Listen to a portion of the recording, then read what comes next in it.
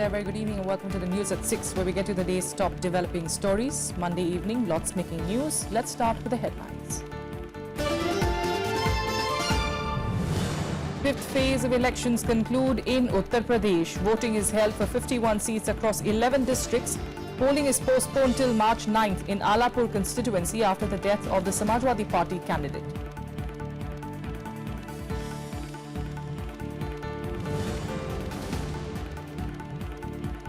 Prime Minister Narendra Modi addresses voters in Maul constituency, says BJP's alliance partners will be made part of the government if the party comes to power. Rahul Gandhi attacks the Prime Minister on promise to farmers. A Delhi University student alleges she is getting threats of rape over social media. Minister of State for Home Kiran Rijiju, though, asks who is polluting her mind.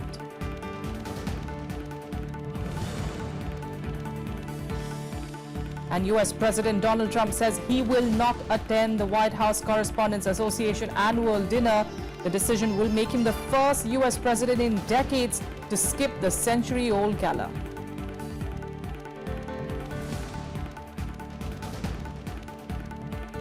All that in a bit, but first let's get you the latest from the ongoing assembly elections.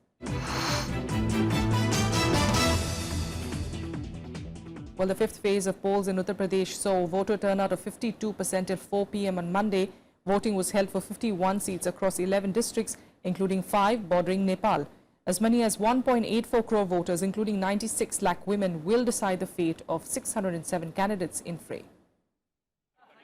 Amid heavy security arrangements, over 1.84 crore voters exercised their franchise to decide the fate of 617 candidates on Monday. The fifth round of polling was held across 11 districts in Uttar Pradesh, including 5 bordering Nepal. Polling was slow in the first few hours but picked up pace gradually. Seats in the Gandhi family stronghold Amethi and the temple town of Ayodhya are in contention. Other districts include Balrampur, Gonda, Faizabad, Ambedkar Nagar, Bahraich, Shravasti, Siddharth Nagar, Basti, Sant Kabir Nagar and Sultanpur. Babri मस्जिद और मंदिर लेके लोग खाली बवाल करते हैं, इसलिए हम लोग नहीं चाहते कि ऐसा कुछ हो। यहाँ हमेशा शांति रहती है, लेकिन बाहरी लोग आके बवाल मचाते हैं इलेक्शन जीतने के लिए।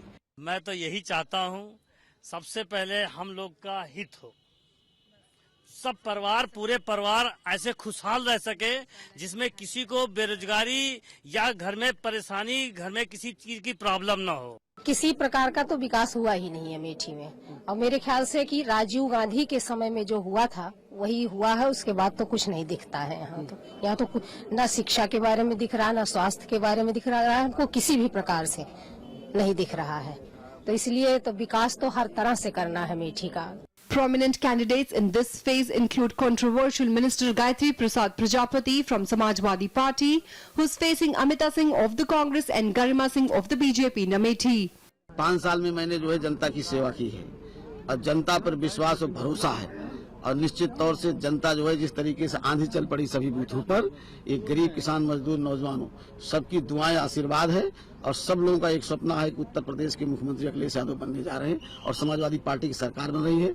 मैं तो लड़ाई देख ही नहीं रही हूँ, मैं ये देख रही हूँ कि विचारधाराओं की लड़ाई है, और अमेठी की जागरूक जनता जो देश को प्रधानमंत्री देना जानती है, वो निश्चित रूप से एक योग्य काबिल नेतृत्व चुनने जा रही है और मेरी जीत होगी। क्षेत्र में स्वयं घूम के देख लीजिए कि क्षेत्र में क्या विकास उन्होंने कराया है। अगर विकास होता तो जनता आज इतनी परेशान, इतनी दुखी, इतनी क्यों तकलीफ में रहती। तो क्षेत्र में कोई विकास नहीं हुआ है, कोई काम नहीं हुआ है। The Election Commission postponed polls in Alapur after the death of SP candidate Chandrasekhar Kannoji. Elections will be held in Alapur on March 9th. In 2012, the ruling Samajwadi Party won 37 seats out of the 52 seats in the region. The BJP and the Congress won 5 seats each. BSP won 3 and Peace Party won 2 seats. After a high-voltage campaign, it was a good turnout on voting day in fifth phase of UP elections. Most of the seats are facing triangular fight among BSP, BJP and Samajwadi Party, but Samajwadi Party has highest stake in this phase. With Panchanan Mishra from Bahraich, this is Shyam Sundar with cameraman Anirban, Rajya Sabha TV, Faizabad. All right, Sham Sundar, in fact, joining us now live from Faizabad. Sham, we understand it is the voting percentage will, of course, climb as you know, the evening progresses. But what do you see around you? You know, what has been the response really of the people? Do you still see long lines behind you? Well, there are queues in few of the polling booths, but as far as Faizabad is concerned, on most of the polling booths, polling is almost over, and now EVMs are sealed, and police forces will take those EVMs to strong room to keep it there till 11th of March for counting. But of course, from morning itself, we have seen long queues, and especially in minority areas, voter turnout was quite high, especially in urban areas. And if we talk about rural areas, because many people who go out for work and to look for jobs, so in rural areas, turnout was not that high. But of course, if you compare it with the last 2012 elections, there are chances that voter turnout will go high in rural areas also. All right. And you know, Sham, every phase, I mean, you know, the big campaign, the big rallies by the big leaders will pretty much say the same thing of sorts, you can say. But you know, each phase is significant for a particular caste, for a particular, you know, whether it's a Dalit, whether it's a Muslim area, whether it's a Jat area. What is it about this area, Eastern UP, which is going to be very crucial for the parties? Well, if you talk about fifth phase, it is very, very significant for the Samajwadi Party and Bharatiya Janata Party, because in 2012, Samajwadi Party got 37 seats out of 52, and if you talk about 2014 Lok Sabha elections, Bharatiya Janata Party was leading in 44 assembly constituencies. So for both of parties, it's a high-stake election in fifth phase. But what we have seen in last few days, we can say that like last elections in 2012, all 5 seats of Ambedkar Nagar gone to Samajwadi Party, and 4 seats of Faizabad district also gone to Samajwadi Party. But this time it is not going to be one-way election, because on most of the seats there is a triangular fight, and Bahujan Samaj Party is giving a tough contest to BJP and Samajwadi Party both. If we talk about Faizabad, like in Ayodhya and Rudauli, there is, it looks like that there is a direct fight between Samajwadi Party and BJP. But if you talk about Bikapur seat, there Samajwadi Party and Bahujan Samaj Party, they are contesting, they are in the main fight. Yes. And then in Ambedkar Nagar, Bahujan Samaj Party is giving a tough time to both the Samajwadi Party and Bharatiya Janata Party. Yes, absolutely. So this is obviously not going to be an easy one to predict, is what you're saying, Sham. Thanks so much for joining us for the moment. We'll come back to you, of course, for more updates through the evening. Meanwhile, talking of campaigning, leading the BJP campaign, Prime Minister Narendra Modi today addressed a rally in Mau, calling the SP Congress alliance a sinking ship. He said that the BJP's alliance partners in the elections will be made part of the government if it does come to power in UP. Meanwhile, Chief Minister Akhilesh Yadav and Congress Vice President Rahul Gandhi addressed separate rallies in Deoria and Gorakhpur. 14 districts, remember, are going to polls in the remaining 2 phases. Prime Minister Narendra Modi on Monday addressed an election rally in Mau, which goes to polls in the 6th phase of polls on March 4th. Wooing the farming community, he said that it was a dream of his government to double the farmers' income by 2022. 14 दिन में गन्ना किसानों का बकाया भुगतान पूरा कर दिया जाएगा। आगे से नियम बनाया जाएगा कि गन्ना किसानों को 14 दिन से ज्यादा बकाया बाकी नहीं रहना चाहिए, इसकी व्यवस्था कर दी जाएगी। भाइयों, सरकार ऐसे चलती है। हमारा सपना है 2022 तक हम हमारे किसान की जो आमदनी है, उसकी जो कमाई है, वो डबल करना चाहते हैं, दोगुनी करना चाहते हैं। Congress Vice President Rahul Gandhi targeted the Prime Minister in his rally, asking why he could not waive off loans of farmers. Gandhi addressed multiple rallies across the districts of Deoria, Maharajganj and Gorakhpur.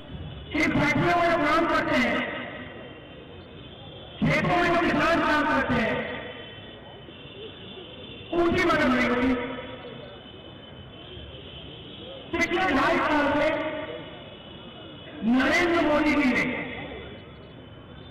50 सबसे अमीर परिवारों को 1,40,000 करोड़ रुपए माफ किया। UP Chief Minister Akhilesh Yadav was also on the campaign trail as he addressed voters in Deoria and later in Gorakhpur. He continued his tirade against his opponents, mainly Prime Minister Modi and BSP Chief Mayawati. बहुत सुनी हम लोगों ने मन की बात, ये radio पे मन की बात, और रेडियो के बाद आ गए टीवी पर मन की बात। बताओ कोई समझ पाया है उनके मन की बात? और हम समाजवादी लोग पूछना चाहते हैं प्रधानमंत्री जी से, कब करोगे काम की बात, ये भी बताते जाओ। The BSP chief, on the other hand, sounded confident of winning the state as she warned Samajwadi Party and Congress of a tsunami against them. विरोधी पार्टियों द्वारा मैनेज किए गए मीडिया व ओपिनियन पोल एवं सर्वे आदि में भी जबरदस्ती की अपने अपने पक्ष में हवा बनाने वाली इनकी खबरों से भी ये लोग गुमराह नहीं होते हैं, तो तब फिर इस चुनाव में बीएसपी को अकेले ही अपनी पूर्ण बहुमत की सरकार बनाने से फिर यहाँ कोई भी ताकत रोक नहीं पाएगी। 2 more phases are left in the 7-phase polls in UP. These will be held on March 4th and 8th with counting on March 11th. Bureau Report, Rajya Sabha TV. Meanwhile, the Delhi High Court on Monday has set aside a trial court order granting custody parole to MLA Mukhtar Ansari for canvassing in the UP Assembly elections. The court allowed the EC plea seeking the cancellation of Ansari's parole. Strongly opposing the parole, the poll panel said that the release of the accused will impact the conduct of free and fair election in Mau constituency. Ansari, who recently joined the BSP to contest from the Mau Assembly seat, was given custody parole till the 4th of March by the trial court.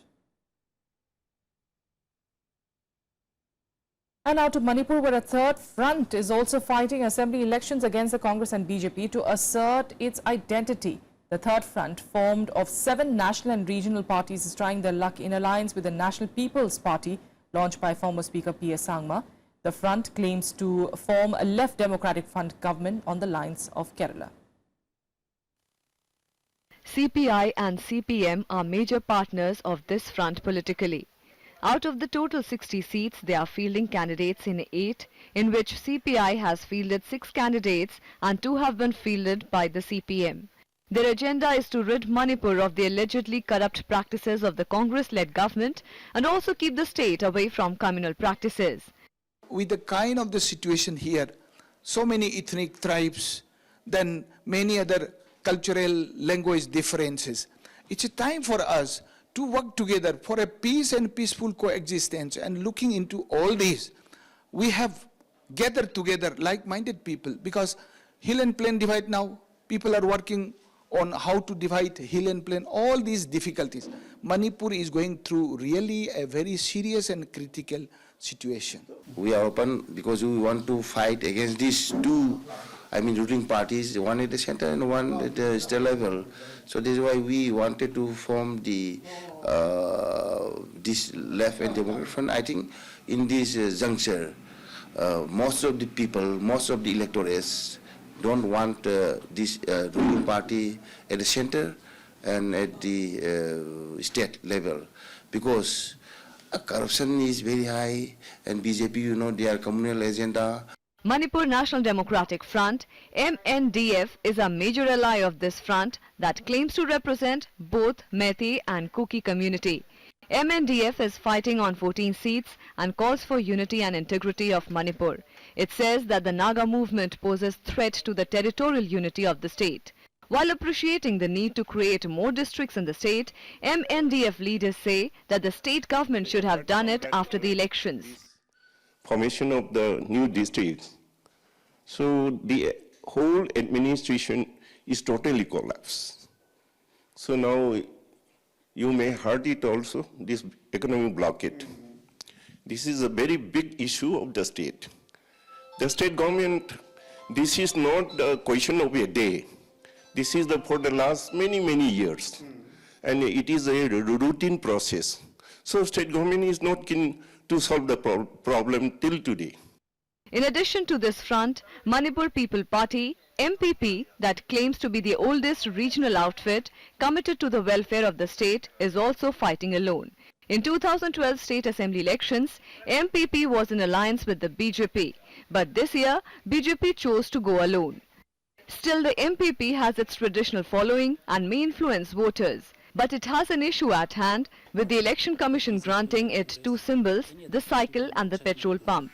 Still, there are some parties, excluding Congress and BJP, some parties are forming alliance like JDU, CPM, CPI, NCP and Trinamool Congress. But they are approaching us to join their alliance. But we say, no, you are coming from outside. If you belong to our state Manipur, yes, like that. Aam Aadmi Party, NCP and People's Democratic Alliance are part of this front. The JDU had initially decided to side with this front, but later withdrew. 4 independents have joined the front to go against both the ruling Congress and BJP. PRJA, led by Irom Sharmila, was also in talks to be a part of this alliance, but later decided to fight alone. They want to create left democratic front on the lines of Kerala.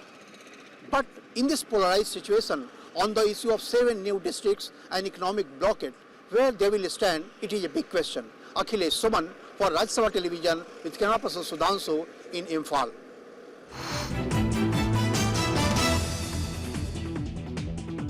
With that, a quick break here. We'll be back with more national and international news in a bit. Stay with us.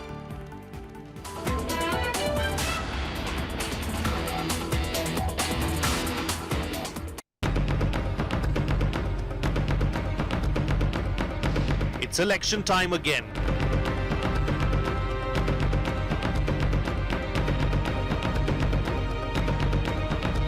Voters in 5 states gear up to cast their votes. Catch all the action in Verdict 2017, Monday to Friday on Rajya Sabha Television.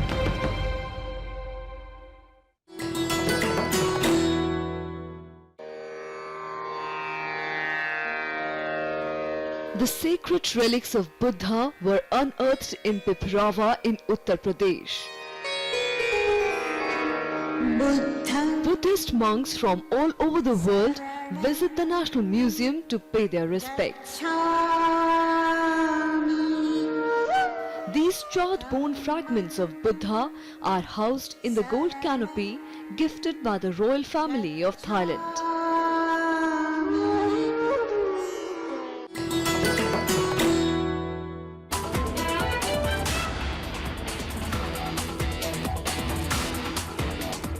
Welcome back. Now, a political controversy has broken out over Kargil martyr's daughter Gurmehar Kaur's Facebook post. The Delhi University student from Lady Shri Ram College alleges that she has received rape threats. She lodged a complaint with the Delhi Commission for Women on Monday. Gurmehar has criticized the actions of the ABVP activists on social media after a clash on Ramjas College campus during a protest march. Her Facebook profile picture showed her holding a placard that read, "I am not afraid of ABVP." The campaign went viral and attracted a barrage of support and hate messages too. In a Twitter message, Minister of State for Home Affairs Kiran Rijiju has asked, who is polluting this young girl's mind? A strong armed force prevents a war. India never attacked anyone, but a weak India was always invaded, quote unquote. Some celebrities like Virendra Sehwag and Randeep Hooda, the actor, also took sides against Kaur while others supported her. She is the daughter of Kargil martyr Captain Amandeep Singh. The Congress called the threats to her shameful and has demanded action.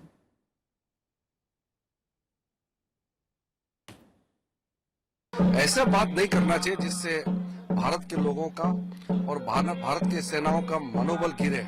ऐसा कोई बात नहीं करना चाहिए। दूसरा है, अभिव्यक्ति का आजादी होता है, लेकिन इसका मतलब ये नहीं कि आप देश को टुकड़ा करने का नारेबाजी लगाएंगे, आप अफजल गुरु को सपोर्ट करेंगे, आतंकवादियों को सपोर्ट करेंगे।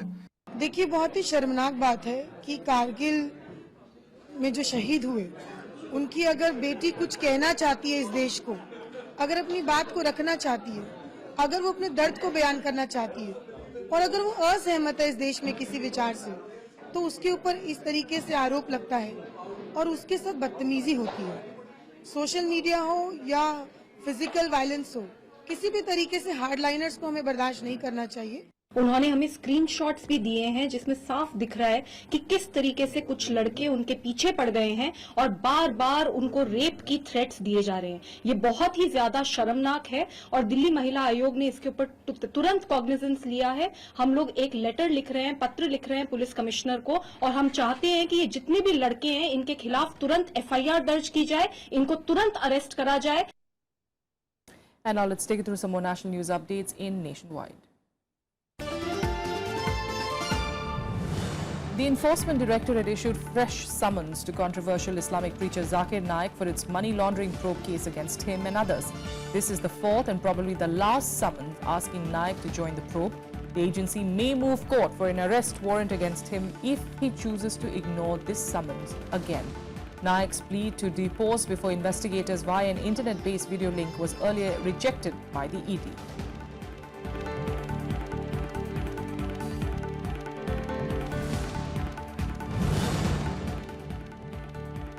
The Thane Crime Branch is investigating the money trail and is looking into the bank accounts of 18 accused arrested for leaking the Army Recruitment Board exam paper. The accused were allegedly paid 4 lakhs to 5 lakh rupees for each paper leaked. Besides their recent transactions, their social networking accounts are also being looked into. The 350 people who were detained are still being questioned.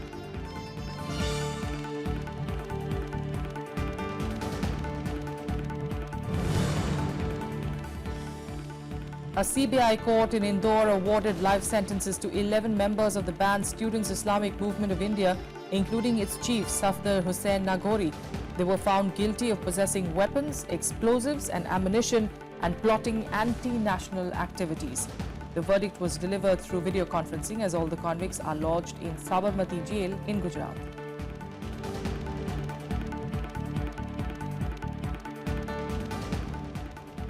All right, now on to international news. And US President Donald Trump will not attend the White House Correspondents Association annual dinner this year.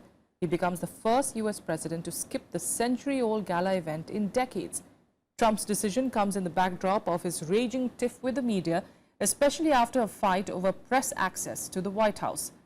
President Trump's job approval rating stands at 44%, a record low for a new US president. In fact, Trump conveyed his decision on Twitter, wishing everyone well and a great evening. He made the announcement just a day after calling journalists the enemy of the people and the White House excluding major media organizations like the New York Times, CNN and BBC from an off-camera press briefing. The gala event raises money for journalism scholarships and takes place every spring. It is attended by journalists, celebrities and Washington insiders, with the president being the guest of honor. The reporters group said that it would go ahead with its April 29th dinner despite Trump's decision. The last president to miss the dinner was Ronald Reagan, who also sat out because he was recovering from an assassination attempt in 1981, although he still delivered remarks by phone. More news on Trump and other international stories in Global Buzz. US President Donald Trump's nominee for Navy Secretary withdrew his name from consideration for the post. Philip Biden recently retired from a private equity investment management firm and made the decision of the conflict of interest that his finances could pose. Biden is the second service secretary nominee to withdraw because of financial interests.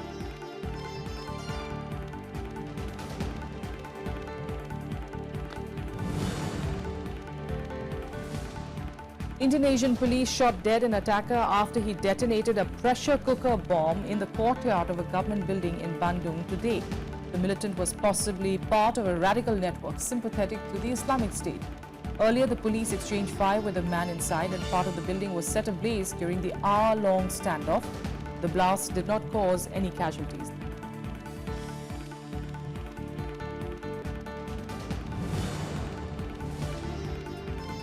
According to a United Nations report, a military equipment company in Kuala Lumpur called Glocom is a front company run by North Korean intelligence agents.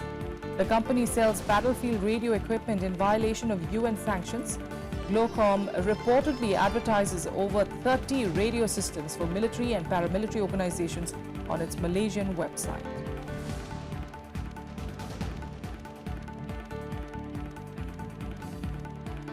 That's all we have for you on the news at 6. Thanks for joining us.